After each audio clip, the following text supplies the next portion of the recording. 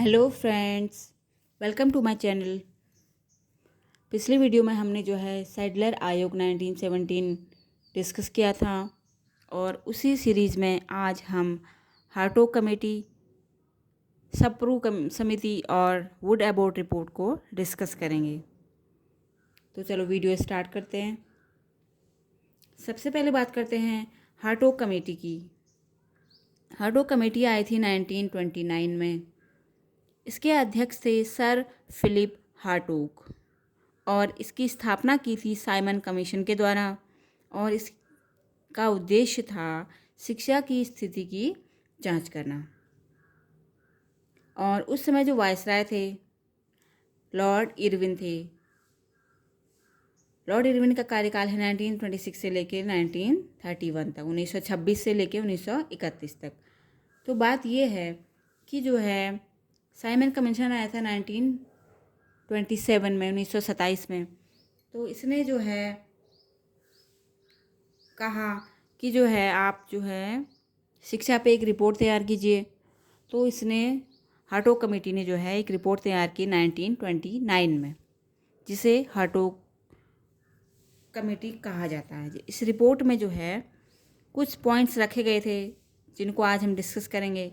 सबसे पहले इसने कहा कि आप माध्यमिक शिक्षा और जो विश्वविद्यालय शिक्षा है, जो यूनिवर्सिटी एजुकेशन यानी उच्च शिक्षा है, इस पे ध्यान देने के बजाय आपको जन शिक्षा, हमें मास एजुकेशन देनी चाहिए, इस पे बात करिए। इन्होंने कहा कि सभी वर्गों के लोगों को शिक्षा मिलनी चाहिए।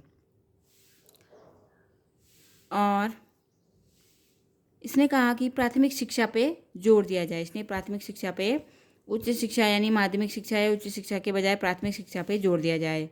और कहा कि अपव्यय और अवरोधन को पर ध्यान दिया जाए। अपव्यय से मतलब है कि अगर जो कोई प्राइमरी एजुकेशन पूरी नहीं ले रहा है, बीच में ही पढ़ाई छोड़ के जो है कोई व्यवसाय या कोई श्रम कर रहा है या अपने माता पिता के काम में ही सहयोग कर रहा है, तो इससे क्या होगा, उसकी पढ़ाई पूरी नहीं होगी। तो इससे क्या होगा, ये व्यय ही तो है, धन की बर्बादी, समय की बर्बादी, ये सब अपव्यय है। और अवरोधन यानी एक ही क्लास में बार बार रह जाना, बार बार फेल्योर होना, तो ये इससे शिक्षा में रुकावट आती है। और इसके अलावा जो है निर्धनता के कारण या फिर अज्ञानता के कारण लोगों को शिक्षा का महत्व पता ही नहीं होता है। शिक्षा से ज़्यादा वो लोग व्यवसाय पे ज़्यादा, श्रम पे ज़्यादा ध्यान देते हैं। तो ये ना हो, इसके लिए क्या किया गया, इन्होंने कहा कि प्राथमिक विद्यालय जो है इनकी जिम्मेदारी सरकार को सौंप दी जाए और शिक्षा की जो अवधि है इसको 4 वर्ष रखी जाए, कि शिक्षा की अवधि 4 वर्ष हो। इसके अलावा योग्य शिक्षकों की नियुक्ति की जाए और उनके वेतन का खास ध्यान रखा जाए, ताकि शिक्षक जो है अपनी जॉब से अगर सेटिस्फाई रहेंगे तो वो अच्छी शिक्षण व्यवस्था को प्रस्तुत करेंगे। इसके अलावा महिला शिक्षक यानी फीमेल टीचर्स का अरेंजमेंट किया जाए, जैसे कि आज भी होता है प्राथमिक लेवल पे, प्राइमरी लेवल पे जो है फीमेल टीचर्स को ज़्यादा प्रेफरेंस दी जाती है। इसके अलावा निरीक्षकों की नियुक्ति यानी समय समय टाइम टू टाइम इंस्पेक्शन होता रहे।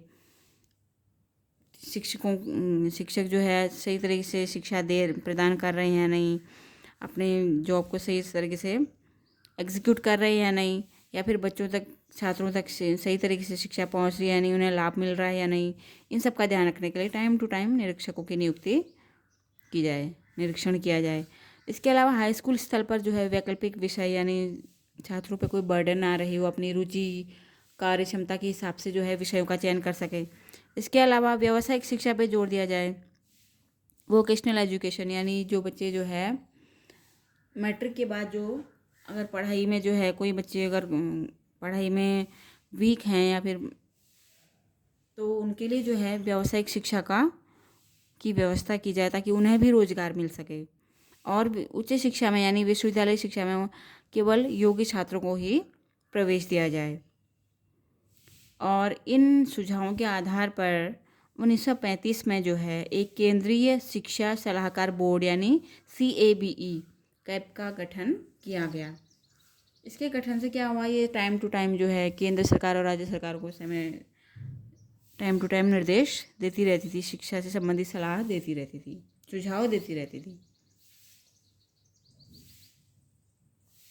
इसके बाद इसकी बाद आती है 1929 के बाद आता है सप्रू समिति 1934 की। सप्रू समिति में जो है कहा गया कि बेरोजगारी के कारणों की जांच करने के लिए समिति का गठन किया गया। इसमें सिर्फ इतना ही है। और तेज बहादुर सप्रू जो है इसके अध्यक्ष थे, जिन्होंने भारतीय संविधान की प्रस्तुति के में भी वर्क किया था। भारतीय संविधान निर्माण में भी इन्होंने सहयोग दिया था 1935 में। फिर है वुड अबाउट रिपोर्ट, यह है 1937 का। वुड और अबाउट नाम के जो व्यक्ति थे वो भारत आए, उन्होंने जो है हर प्रांत में, हर स्टेट में जो है घूमे और उन्होंने शिक्षा व्यवस्था को एनालाइज किया और ये बताया कि जो है सामान्य शिक्षा और व्यावसायिक शिक्षा, इन दोनों पे जो है ध्यान दिया जाना चाहिए। और इससे संबंधित उन्होंने कुछ सुझाव दिए। उन्होंने कहा कि शिक्षा का माध्यम मातृभाषा हो, छात्रों को अपनी रुचि के हिसाब से शिक्षा दी जाए। इसके अलावा बालिका शिक्षा पे जोर दिया जाए। प्रत्येक प्रांत में, हर स्टेट में जो है एक शिक्षा सलाहकार समिति का गठन किया जाए। इसके अलावा 14 वर्ष के बाद ही व्यावसायिक शिक्षा दी जाए, ताकि बच्चे जो है शिक्षा भी अपनी पूर्ण करें, उसके बाद ही व्यवसाय में किसी जुड़ें। इसके अलावा प्रमाण पत्र भी दिए जाएं ताकि छात्रों को जो है अट्रैक्ट किया जा सके शिक्षा की ओर। सर्टिफिकेट का भी प्रावधान दिया जाए। इसके अलावा कृषि शिक्षा, क्योंकि उस समय रोजगार का मेन सोर्स कृषि ही था, तो कृषि शिक्षा भी दी जानी चाहिए, कृषि शिक्षा भी दी जानी चाहिए। इसके अलावा अगर आप व्यावसायिक शिक्षा दे रहे हैं तो इसके लिए व्यावसायिक प्रशिक्षण ट्रेनिंग कॉलेजेस की स्थापना भी की जानी चाहिए। तो इन सब पॉइंट्स को इसमें, ये सब सुझाव इसमें दिए गए थे वुड और अबाउट के द्वारा। तो दोस्तों ये थे जो आज के 2 मेन टॉपिक। अगले वीडियो में हम जो है वर्धा शिक्षा योजना और सार्जन रिपोर्ट को कंप्लीट करेंगे। इसके बाद जो है फिर हम जो स्वतंत्रता के बाद की जो शिक्षा थी उनकी चर्चा करेंगे। तब तक के लिए धन्यवाद।